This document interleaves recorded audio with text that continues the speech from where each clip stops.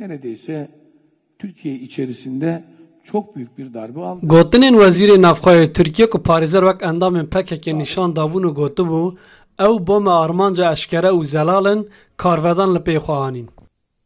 PKK'nın da çökertilmesi, Türkiye içerisinde bitirmesi bir tek şeye bağlıdır.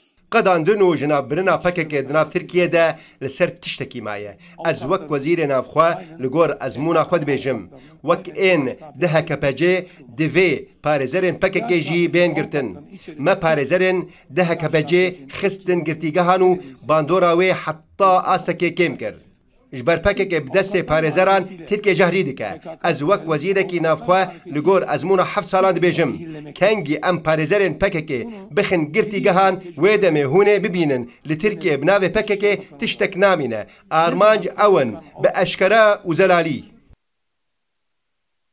Di serî de baroya Amedê hejmarek baroyên Bakurê Kurdistanê nerazîbûn nîşanî gotinên soylu dan. Serokê baroya Amedê Nahît Eren ji rûda wê re tekez kir ku nabe parêzer ji ber karê xwe bên tawanbar kirin. Maalesef İçişleri Bakanlığı seçim sürecinde ya da Türkiye Mixabin Wezîrê Navxwe di pêvajoya hilbijartinê û pêvajoyên kritik ên li Tirkiyeyê daxuyaniyên wiha dide ku armanc nîşan dide. Di vê hemê de jî de lê em vî zimanî û rêbazî qebûl nakin, red dikin. Baroya Amedê pêştir jî ji Aliyê Suleyman Soylu ve armanc hat nîşandan.